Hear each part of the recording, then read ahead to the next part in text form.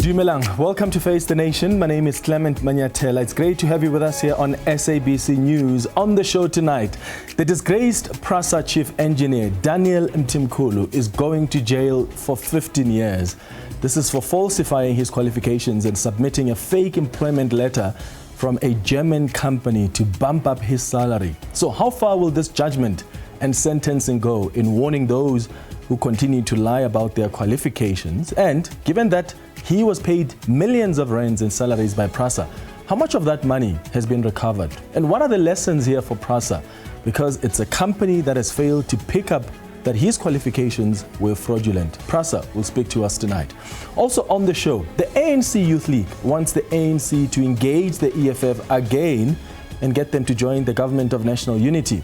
But given that the EFF doesn't want to join a marriage that involves the DA and vice versa, which party do they want the ANC to sacrifice? The ANC Youth League President Collen Malatjie joins us tonight. And then later, what should happen when members of parliament fail to honor an invitation from SCOPA when called to appear? The parliamentary committee had to adjourn a hearing on NSFAS and the National Skills Fund today due to what the committee described as a late and unjustifiable withdrawal from the meeting by the Deputy Minister of Higher Education and Training, Buti Manamela. The SCOPA Chair Songezo Zibi speaks to us. But first, my comment.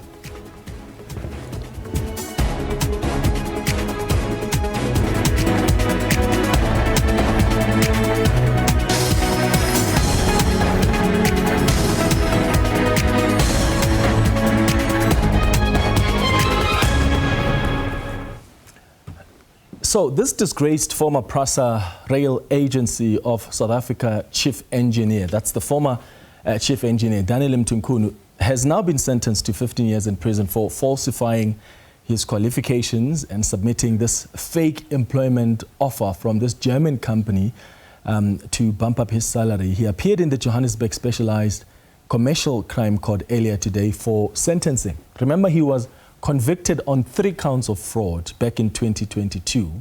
Here's the NPA spokesperson, Pindi Jonondwana, explaining the sentence earlier today.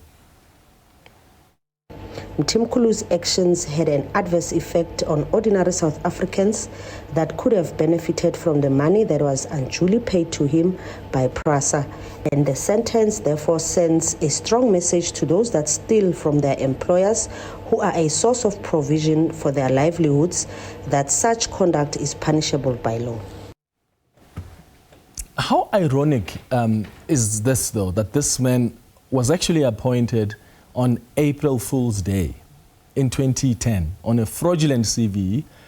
He would then spend about 63 or so months lying and then gets paid millions and millions of rands in that process. And let's not forget the hundreds of millions of rands in losses on trains that could never be used on the country's railway infrastructure. His boss at the time, Lucky Montana, who was the PRASA CEO, defended him with so much passion.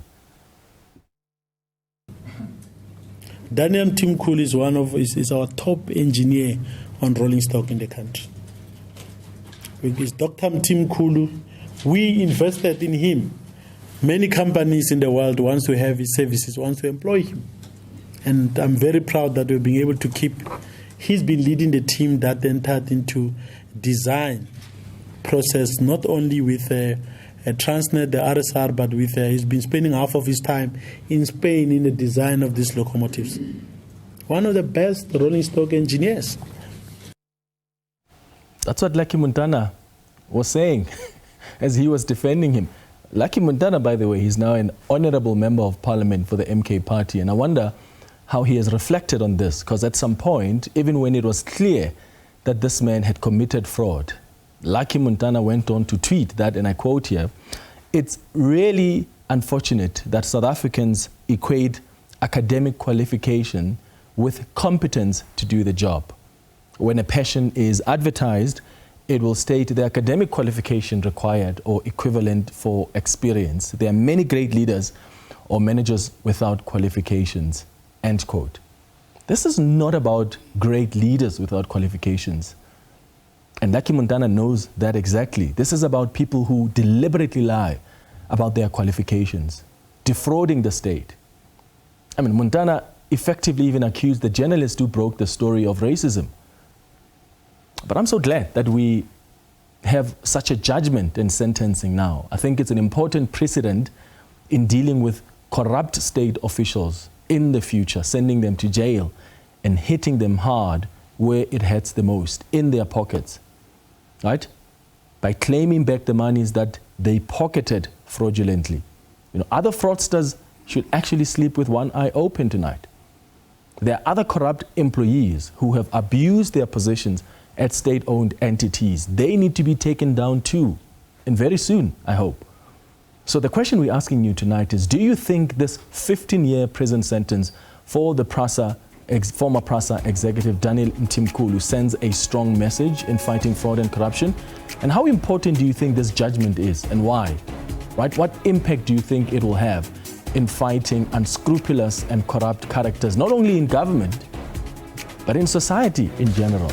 Please send us your WhatsApp voice notes right now on 078-459-1897. Remember to tell us your name and surname and where you're sending the voice note from. And please keep the voice notes at 30 seconds. Alternatively, you can share your thoughts with us on X on @FaceTheNation SABC. After the break, we'll speak to PRASA as we reflect on the sentencing of the former chief engineer earlier today.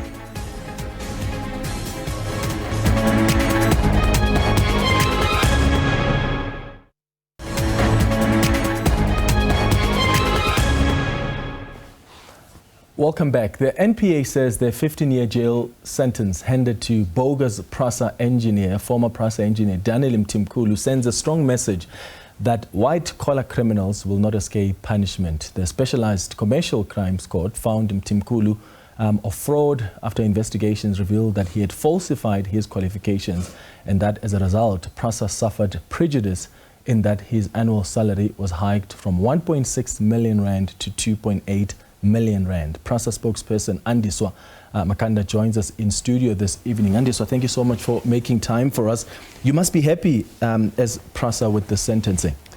Good evening, Clement. I think this is a sentencing that as PRASA we welcome, given that we did suffer financial losses due to the monies that he unduly received from the fraudulent misrepresentations of his qualifications, the offer letter that he submitted saying that he got a job at some German entity, and which we used as a counter offer, as a justification to counter offer, which relate to his salary being increased to 2.8 million.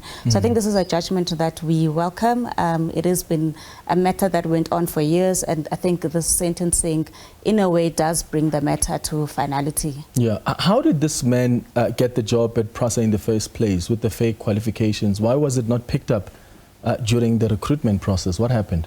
I think at the time when he submitted his CV, even when in the civil litigation that we had initiated, the issues were ventilated in that civil litigation matter. And I think at the time his CV stated that he had a master's degrees, I think from Val Technology University, and also a doctorate from a German university. And so on the basis of that, with the CVs and the letters, that is how he got through to be appointed and to be promoted as an executive engineer at PRASA. And I think it was when there were reports that it's possible that he has misrepresented his qualifications. That's when the head of HR at the time started the investigations and to confirm his qualifications. And there were times where he tried to delay the investigations. He called in sick at some point when he was asked to bring in more evidence and documents. And so the investigation found that he had fraudulently misrepresented his qualifications. And so that's when we then suspended him, and then we instituted civil litigations to recoup the monies that he actually benefited. Yeah. Why did the head of HR not pick this up initially? Because obviously, as a company that's hiring people, you don't want to be reactive. As part of the recruitment process, you need to be able to verify the qualifications, because otherwise Clement could just claim that he's got a doctorate if he wants to come and work at the PRASA, and you're going to take his word for it? Certainly, I think that's a good question, Clement, because with every organization there is the vetting processes that one is subjected to. It's so unfortunate that in some instances some of these things do fall through the cracks, but I think what is very important is that when that happens, you act immediately, and in this instance, he went through the system, it wasn't picked up, but as soon as there was these allegations, the organization acted. And I think that's very important, is that when you pick up wrongdoing, you act immediately. And I think as an organization, we've been doing also through Project Zibi a sort of skills audit, checking and verifying the employees at PRASA. So constantly we do have these processes where we have to check whether the employees that we have are the employees that did not fall through the cracks and not meet any of the vetting processes. It's a process that we always have. We did institute a skills audit, Project Zibi, just to make sure that everything is in order. Okay, and will there be action taken against the person who clearly failed here in their duties to make sure that the qualifications are verified? Was there action taken against them? Is it something that PRASA will consider? Because that's quite a serious violation. As a head of HR, if someone gets through the company and they don't have the right qualifications, you failed in verifying them, and the person ends up defrauding that same company of millions of rands, it's because of your own mistake or your own negligence in your responsibilities as to why the company is dealing with a crisis like that. Definitely. I think it's always also important to institute an investigation and try to understand. And I think at the time, the head of HR, the fact that he acted and did the investigations was on his part trying to remedy the situation. And I think for any organization, and the former head of HR is no longer an employee at PRASA at the moment. So I take the point that people need to be held accountable, and I think that's the principle and the value that we must adhere with, that people who, after an investigation, and they've been found, there was negligence found on their part, then maybe some form of action could be considered. So let's talk more about this man. How much did he defraud PRASA through his salaries? So during the civil litigation in the High Court, there was calculations that were made. He did receive an increase, 2.8 million rand. Calculations were made, and I think we got an award to reclaim 5.7 million rand from Mr. Mtimkhulu. The NPA's asset forfeiture unit got an order to seize his assets in their efforts to recover the 5.7 million rand that is due to PRASA. Okay, so and how much of that has been recovered? Is that still in the process? That is still in the process. I wanted to follow up also with the NPA, but they did get the award earlier this year to seize his assets. Okay. And so the process is underway. All right. How involved was Lucky Montana as PRASA CEO at the time? I mean, I played a clip earlier on where he defended him and said, this is one of the best engineers all over the world. People are looking for his services. And one wonders how involved he was in getting this man on board, and also even in the issue where this man brought in trains here that were not suitable for our railway lines. Are you able to share with us what his involvement was? I think in that judgment at the time in 2019, the civil litigation that we'd initiated, the clip you talk about was part of the hearing at the time, and even the judge does say that in the press conference that Mr. Montana held, he did say that this is Dr. Mtimkhulu, he's the greatest engineer. And so the judge said that you could see that he genuinely believed that Mr. Mtimkhulu really had a doctorate.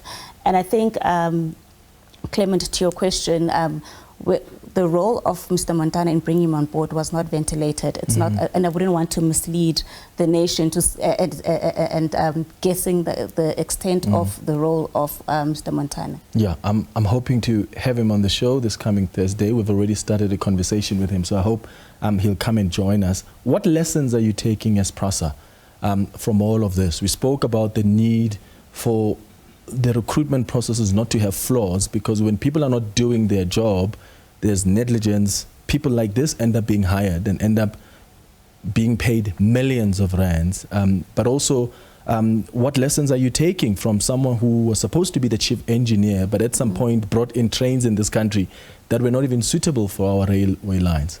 I think it's to make sure that we have stringent processes, vetting processes, and I'm quite confident and encouraged that PRASA from time to time will hold the skills audit, will hold vetting processes where we've been asked to submit our files just to check from time to time. So I think it's important that within a framework, within a time frame, we keep checking documents that have been submitted, because sometimes you may have the stringent HR processes and vetting processes, but sometimes people fall through, get through the system. So it's quite important that we do those regular checks, which we are currently doing as an organization. Okay. Let me also ask you just quickly before we wrap up about Zolani Matthews, who's the former CEO of PRASA. You as PRASA have once again terminated his contract with immediate effect because you lost a case in the Labour Court. What's the status there now? I know that the board chair wrote to his lawyers, they made a payout, an offer to him. What's the status right now? Has he accepted it? Definitely. I think it was important for PRASA to abide by the Labour Court ruling, which is what we did.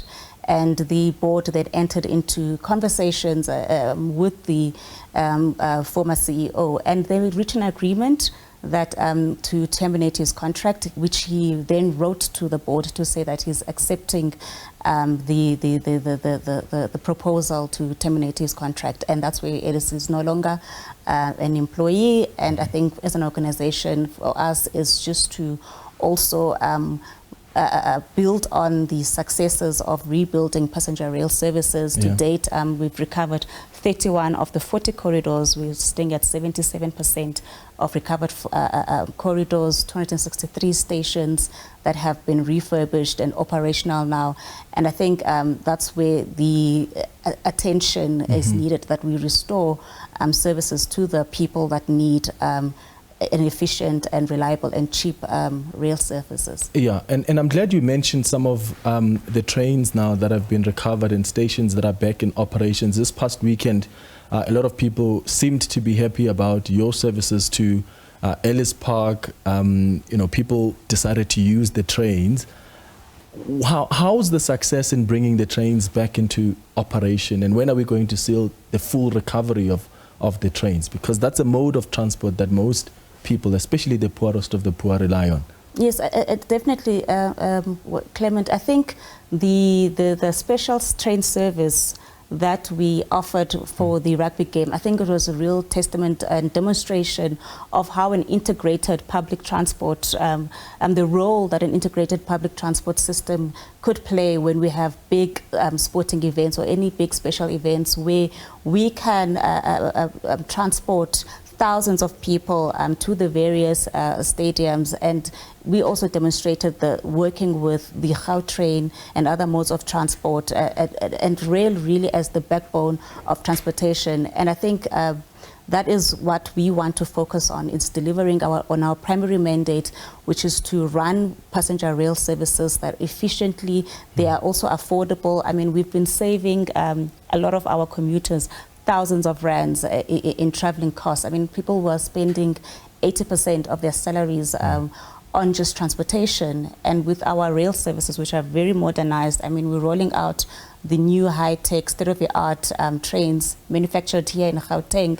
So we're also bringing back dignity to the people of South Africa, where we are rolling out these state-of-the-art trains, very cheap, efficient, they're reliable, gone with the past where we were offering an unreliable service that was always constantly delayed, or there were always cancellations. I mean, safety was also a big issue for a lot of our commuters. And reliability. Yes, and unreliability. But with these trains, I mean, you saw with the rugby game, we promised that we're going to move people every 15 minutes.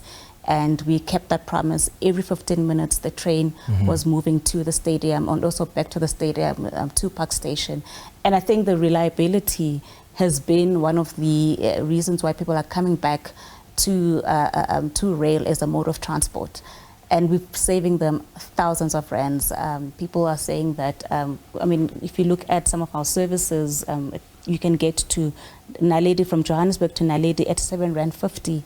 And quite efficiently, the trains are modern, they come with automated doors, CCTV cameras inside, air conditioning, really a world-class service that we are bringing to South Africa. All right, PRASA Spokesperson Andiswa Makanda, thank you so much for joining us tonight. After the break, we're going to be in conversation with the ANC Youth League President Collen Malatjie. Stay with us.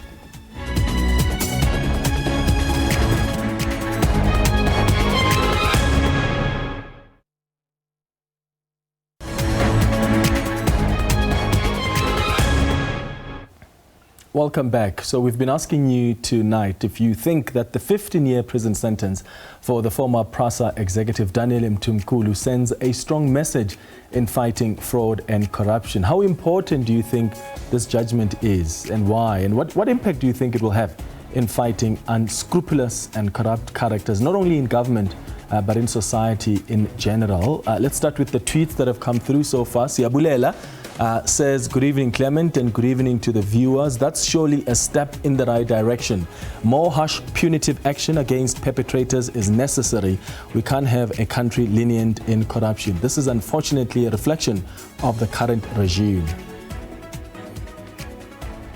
Changing Faces says, no, besides corruption, we want consistency when it comes to fake qualifications. Kondo says, absolutely, it does. It shows that there are serious consequences for those who abuse their positions of power. However, while this is a step in the right direction, it's important to ensure that such penalties are consistently applied across the board. That's Themba Makondo in Midrand. Nklapo says, definitely serves as a deterrence. Let's witness such harsher sentences for all those involved in corruption. Shorty says, good evening, Madimetya. A big no. Harsher sentences must be imposed to set as a deterrent to other corruption practitioners. The 15-year imprisonment shows that there's no political will to fight corruption and fraud in the country. All right, we also have some of your WhatsApp voice notes that have come through. As you heard from the PRASA spokesperson, Andiswa Makanda, she indicated that they also have lessons that they have taken from this particular challenge. One, in making sure that their recruitment process is without flaws and that they verify qualifications, because anyone can claim that they have a PhD or they have any postgraduate qualification. If that's not verified, they could end up just like Mr. Mtimkulu, earning millions of rands in taxpayers' monies, which they're basically defrauding from the state. Here's what you've had to say on the WhatsApp voice note line. Good evening, Clement. This sentence sends a strong message that we are all equal. No one is above the law. Corruption does not pay. Thank you very much, Peter Maila Machaba from Letswata. Good evening, SABC Face the Nation. You're speaking to Mr. Maltimin. I'm calling from Kuruman. I believe that that 15-year sentence is not enough. Those people should pay back the money. All the corrupt, those who have benefited wrongfully from the state entities or even the state, they must pay back the money and be arrested. They cannot just be arrested without paying back the money. Good evening. This is Lucky Parasi. To your question, I think the sentence is a little bit, I might say, lenient. I think they should been given a harsh sentence. I mean, let's look at those state entities. They have been looted, and I'm hoping that the state capture report and people that have been implicated in the state capture report, they will follow, and harsh sentences need to be given to them. This is a good example, and I hope that the law will take its course in this regard. thank you so much for your WhatsApp voice notes and tweets. Let's move to this now. The Standing Committee on Public Accounts, that's SCOPA, today adjourned a hearing on various matters concerning the National Skills Fund and the National Student Financial Aid Scheme after Deputy Minister of Higher Education and Training Buti Manamela failed to appear. SCOPA described Manamela's withdrawal from the meeting as unjustifiable and the non-appearance of members as unacceptable. The SCOPA Chair Songezo Zibi joins us now via Zoom. Songezo, thank you so much for making time for us. Good evening. Why do you think this withdrawal of the Deputy Minister from the meeting is unjustifiable? How did he explain it? Good evening, Clement, and thanks for having me. So the Deputy Minister has not yet explained himself. I have dispatched a letter to the Minister a couple of hours ago asking her to appear or to force the Deputy Minister or to cause the Deputy Minister to come and appear before the committee. The reason given in the letter that I received this morning, just about an hour before the hearing was supposed to begin, is that he was addressing another gathering. But we had been assured by the Minister, and we had actually received a copy of the timetable of the Minister and the Deputy Ministers. And according to that timetable, the Deputy Minister Manamela was supposed to be in Cape Town and address another event at the University of Cape Town after the hearing. So that's why we're saying it's unjustifiable. Okay, and we did request an interview with him because we wanted to understand what his explanation is. And I'm sure the letter you refer to is the similar one that he also sent us, in which he indicates that he holds Parliament in high regard, has in the past led the delegation of the Department of SCOPA, delegation to SCOPA on the National Skills Fund and other matters, and that he'll be leading a delegation to the Portfolio Committee tomorrow as well to reply to oral questions in the National Assembly. We have seen this happen in the past, Songezo, where there are some ministers. It's happened where SCOPA has raised concerns even with the then Minister of Public Enterprises, Pravin Gordhan, and many other ministers who simply didn't honor the commitments they've made to appear before SCOPA. As the chairperson, how do you plan to deal with this? Is there a way we can get ministers to stick to their commitments and understand that they have an obligation to present themselves before the committee to be held accountable? The political head of the Department of Higher Education and Training is the minister who is traveling in China, and I will be, as I've said, I've communicated with the minister, and I expect to hear back from them. We have rescheduled the hearing for either Tuesday or Wednesday next week in the evening, and we've transmitted that letter to the minister. So, if they do not show up again, then we'll take the matter up with the presidency as well as the speaker through the speaker's office. I did meet the House chair in the National Assembly, Honorable Cedric Frolic, earlier on this afternoon, and he assured me of Parliament's support for SCOPA in making sure that ministers come and account before Parliament. I must say, it's not all the ministers. Next week we have a hearing with Transnet, and the Minister Barbara Creecy, Minister of Transport Barbara Creecy, has confirmed several times that she will lead the delegation, and I look forward to it. Let's talk about the issues you wanted to address with the Deputy Minister of Higher Education. There are concerns there at the National Skills Fund and monies that may or may not have not been accounted for. There are issues at NSFAS as well. What concerns you as SCOPA that you wanted to address with the Deputy Minister of Higher Education?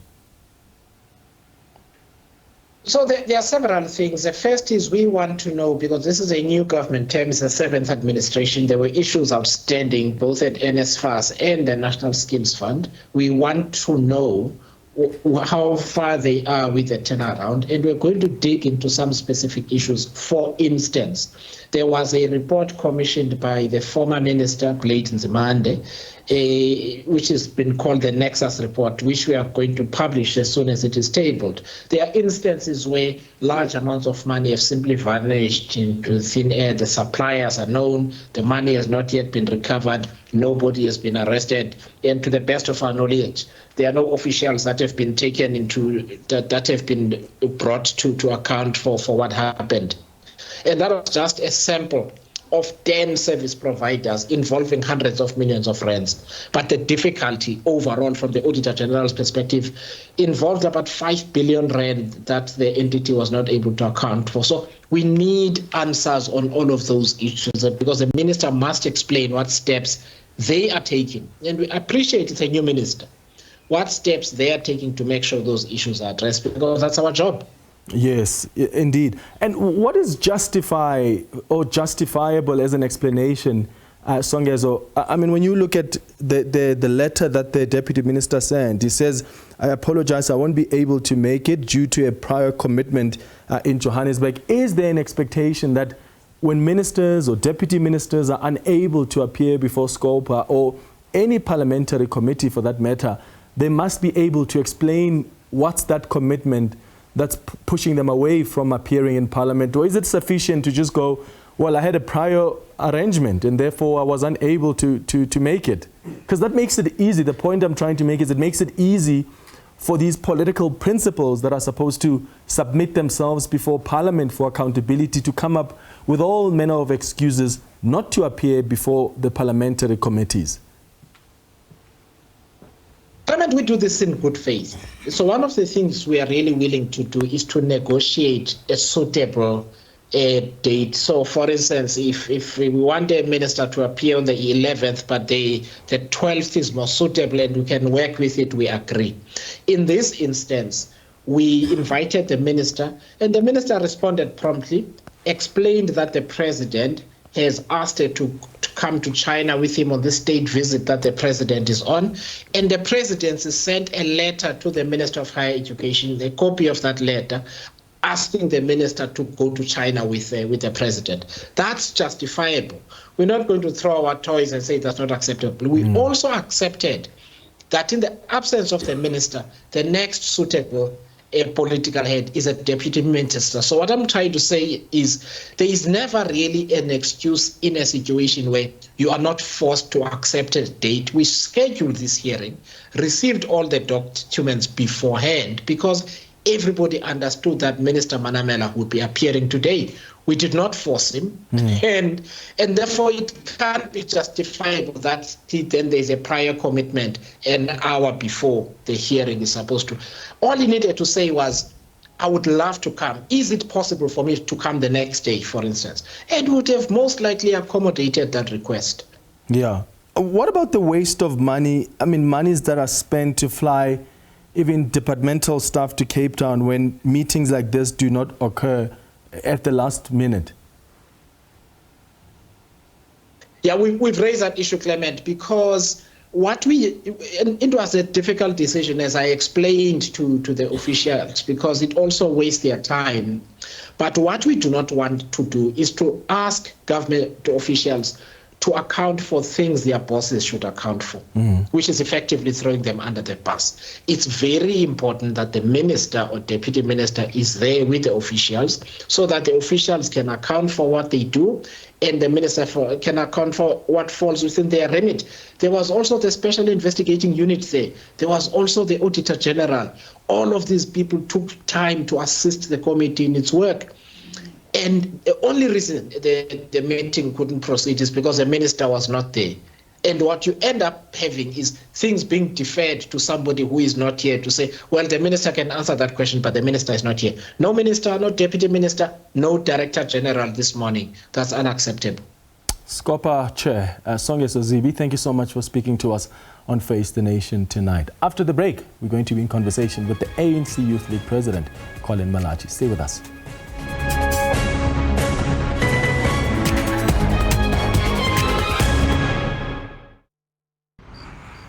The ANC Youth League President Collen Malatjie has hit back at the South African Communist Party General Secretary Solly Mapaila for his criticism of the Government of National Unity. Malatjie says if Mapaila has a problem with the structure of the GNU, then the SACP must withdraw its deployees from government and contest elections independently at the next polls. The ANC Youth League President, Collen Malatjie, joins us in studio this evening. Welcome to the show. Welcome back, Collen.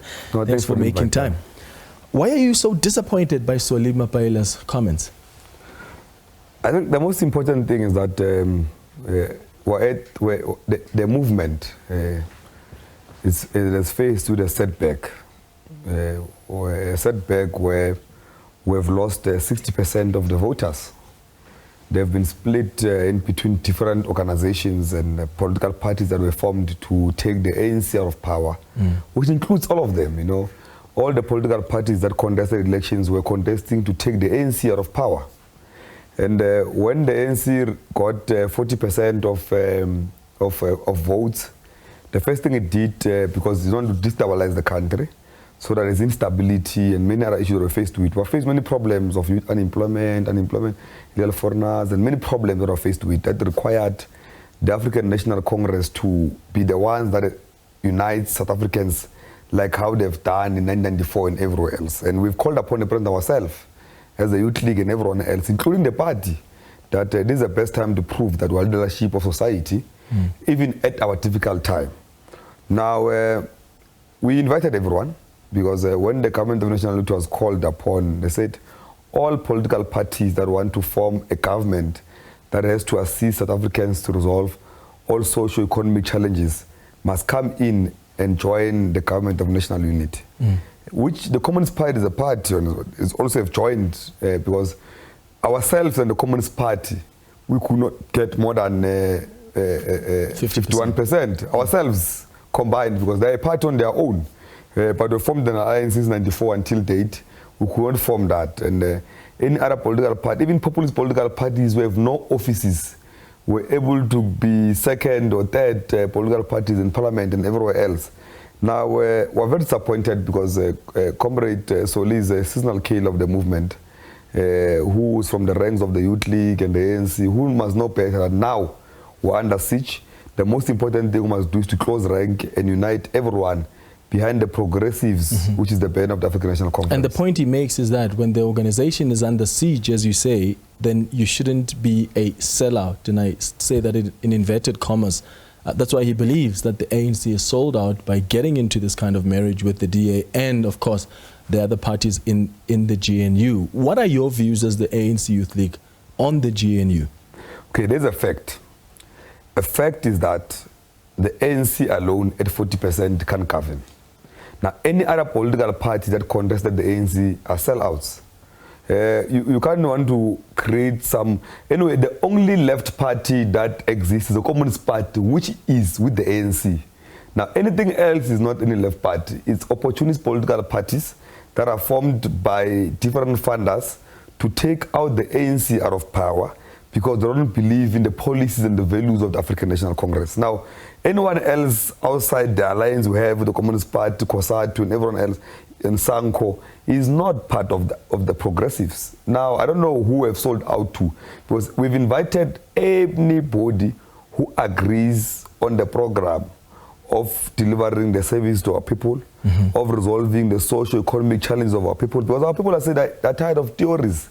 They want services, they want employment, they want business opportunities, they want to be full participant in their own economic, on their own economy of their own country. They want industrialization policy to be implemented, so factories that are closed in townships and all corners of the country are opened. They want 70% export quota, so that the raw materials are put aside to industrialize the economy and create opportunities for our people. But there's obviously an ideological spectrum here. So yes, you can say the SSCP is probably the only leftist. The rest are sort of different. But there's a spectrum there, and the ANC is not on the same side with the other parties that it is with in the GNU. For instance, that's why I'm asking a direct question. As the ANC Youth League, are you happy with the role the DA is playing in the GNU? What's your assessment so far? There's no way you'll be happy if you're at 40%. It means that you are, I've said it before when I was here, that the danger we're in now, for the sake of South Africa, because the ANC has always compromised for the sake of South Africa, even in the middle of civil war, in the middle of problems, pre-94, the ANC has always compromised even important values that they believe in to put South African first. Now, we're at that stage again here now. We're saying that we're kissing frogs. Well, with frogs everywhere kissing them, which you don't agree with them most places. They don't agree with the Bella Bill, you agree with the Bella Bill. They don't agree with Triple B, you agree with Triple B. And but we've told them, we've told them, if you remember, we've addressed them as the Youth League, that this JNU is an ANC JNU. We are inviting anyone who agrees to the implementation of the program to make sure that South Africa is put first better than any other thing. We'll make sure that South Africans are the ones that are to benefit from the resolving of the socio-economic challenges. Now, that is what we're dealing with. The DA doesn't think that this is an ANCG. I mean, you've heard Helen Zille. Helen Zille says these are different parties that have come together. The Helen Zille is not a leader of the Democratic Alliance. The leader of the Democratic Alliance is the Minister of Agriculture. The Helen Zille... She was leading negotiations. She's the federal but chair. She wants to behave like Jacob Zuma. People want to lead from the grave. If they can't lead from there, then they must lead. But she's still a leader. If Stan Hazen allows that, it's fine. But we will not allow that ourselves. Yeah. The conditions we're having now is that anyone who joins the JNU must follow the line. There's only one president. All ministers belong to the president. Now, there's no any parallel government.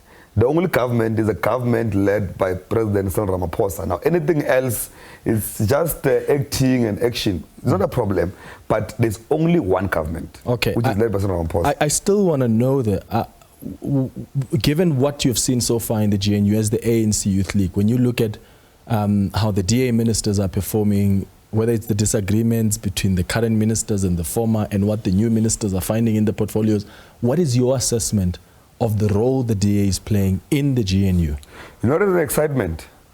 The excitement is that all these ministers of the DA and many other parties, they are starting to launch programs that ministers of the ANC have been pushing way before. It means that they agree that we're on the right path. The problem that we're faced with is a challenge, and we must acknowledge when we have not been performing well. The biggest problem we're faced with as the ANC is that we have not been communicating the work that we've been doing. That is number one. Number two, the ANC has failed dismally on the issue of addressing the issue of undocumented foreigners in towns and illegal everywhere else. And it's an area of dissatisfaction of South Africans because they live in this environment. If you live in Cape Town, in a big suburb, or you live in your own home and bodyguards, you might not see the effects of undocumented foreigners who are mainly seen to be participating in criminal offenses in many areas, or exploitation of undocumented foreigners by restaurants, by many other businesses because they exploit them for cheap labor at the expense of South Africans. You might not see that if I'm directly affected, but we're saying that as the Youth League, we're watching that, we're playing a full role to make sure all of those issues are addressed. Why has the ANC failed to do that? I mean, the policies are there, the program is there. I think it's an area which you must acknowledge that we have not fully participated to resolve, because we can't say we're perfect. You know, we've our own weaknesses. If we're perfect, we'd have over 90% of votes, but we've done much. But we're saying that more can be done. We know a lot of infrastructure program, issue of drugs. You know, we know there's Nyaope is everywhere in our townships. It is collapsing in our infrastructure. Families are collapsing. Everyone is going through a lot because of that. Those are areas we must touch on. Sometimes we tend to want to look on bigger things. The small things are following us and catching up in what we have not resolved. Now, the problem we're dealing with now, we need to urgently address socio-economic problems of our people and make sure that everyone is a full participant in their own economy of their own country. But the ANC has had 30 years to do that. They've done more in that 30 years anyway. We can't erase. You can't say in the past 30 years the ANC has done nothing. No, that's not what I'm saying. Now, we're saying that more must be done. It's the ANC who says it, it's the Youth League who says it. Why are the ones who say that we are going to monitor the ANC to implement all of those policies? Take immigration, for instance, which is what we're discussing. 30 years. That's one of the biggest failures of the ANC. That's why, I mean, the digitization has been very slow, and you've got to give credit to the former Home Affairs Minister who really was starting to accelerate things. But for 30 years, you were sitting with an immigration crisis with our porous borders, and you just failed to effectively deal with that issue. That's why I've acknowledged that in the point, to say that part of our problem is that we will not manage that issue well. You see, one of the problems... Why? Is the problem the deployees? The problem is not even the deployees. Let me tell you, people want to say this thing in public or anywhere, and no one asks this question. Politicians play oversight. We must agree on oversight level. Maybe we might not have performed at the level we should have performed. But the real implementers are administrators which most of them are employed through their qualifications. Some of them are not even members of the ANC. They're employed in offices to implement this thing. The corruption at Home Affairs is scary. And that's why they don't need to be members of the ANC. That's why look, I'm of a strong view, and which we are looking the ANC, that the state must be run by those who are progressive, who understand the program of the movement. But they can be progressive people who are not necessarily members of the ANC. Yeah, but they must be understanding the program of the movement. If the program of the movement is that we need to make sure we put South Africa first, we create employment for the youth and women and elders, we make sure it's equal, we fight against drugs and landlords, we fight against undocumented foreigners. That must be a program that you're obsessed about. Yeah, but that doesn't mean the country first. Now, anyone who opens people illegal into their own country, they don't put their country first. Yeah. Now, there are policies of government, and there are code of conducts and legislation that governs various departments. That's what must concern our public officials. They mustn't be obsessed with programs of the ANC. You run your programs, you deploy ministers to oversee and implement the policies, but people who work in government, all they need to care about is the constitution and the program and the policies and the legislation of that department. We should agree. I'm saying I've acknowledged in my input that the biggest problem is oversight. To say that we might we play more oversight on those areas, but the real implementers are the ones that are implementing. Programs are there, resolutions are there, the constitution is there, everything is there to make sure the country is secure and protected. But corruption and greed allows people to expose their own country, which they work for, to danger of what they don't need. What kind of radical changes do you think can change the lives of the majority of people in this country who are the poorest of the poor? Do you see this GNU bringing about those radical changes that are needed right now? The president of the country is President Ramaphosa. All ministers belong to President Ramaphosa. That's why we've resolved as a youth league that we are going to go and march to the Union Bill. After, we are going to march to the JSE now, because the private sector can't be bystanders. They are biggest beneficiaries of this country. They must contribute back into the economy and create employment. That's why we're going to the JSE, reminding them of their core responsibility of creating employment for the youth of this country and women and children and everyone, women, not even children, women of this country, to make sure children are taken care of. But the most important thing that we must deal with is to make sure that we reindustrialize the economy. And the only way to do that is to put in export quotas, so that not more than 70% of raw materials leave this country. They must remain here to revive the secondary and the tertiary sectors for the full participants of the South African economy. So we're talking about beneficiation now. Yes, beneficiation is very important. The ANC has been talking about that for so many years. The last 30 years, they're still talking about it now. No, talking about it and implementing it is two different things. Which is a problem, because the ANC is so good at talking about it. They've always been passionate about beneficiation. The beneficiation issue has not been put a time frame in export quotas. We've put in, as the youth league now, that the president must put export quotas. We've just been saying beneficiation. People when say people have benefited on this and that, PE, partnership. We're saying that we're clear on what must be beneficiation. We say that mineral resources below our soil, agriculture, everything must be able to benefit the South African people through the secondary industries, which is to revive the industrialization program of the African National Congress. Just quickly, because we run out of time. The EFF, you've said that the ANC must probably engage the EFF again, because especially now that Floyd Shivambu is gone. Why do you think he was an obstacle? Because when Julius Malema addressed the ground forces in Soweto a couple of weeks ago, he said he's the one, together with Dalimpof, who were questioning Floyd, because Floyd is the one who wanted the EFF to join the GNU. And even Dalimpof was on this show, and he said, we asked them what happens if the DA doesn't step out of the GNU. We're going to be stuck with them. So where do you get the fact that Floyd Shivambu is the one who was against the GNU? You know, sometimes you create conditions very difficult for you to enter something and pretend you're entering it. Now, in summary, is that we know that Floyd Shivambu has not been a member of the ANC. He's a member of the Youth League, has refused to join the ANC.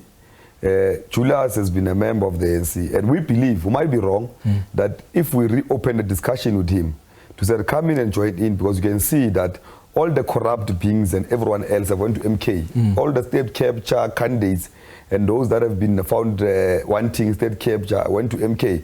Now, you must come here and assist us to build this country that you say you believe in. Okay. And we're inviting him back. It's an invite back to come and renegotiate and engage with the African National Congress President Cyril Ramaphosa on how we can fully participate in the JNU. All right, Collen Malatjie, ANC Youth League President, thank you so much for joining us tonight. And thanks to you for watching the Tuesday edition of Face the Nation. We'll be back on Thursday at 8 p.m. Have a good evening. Cheers.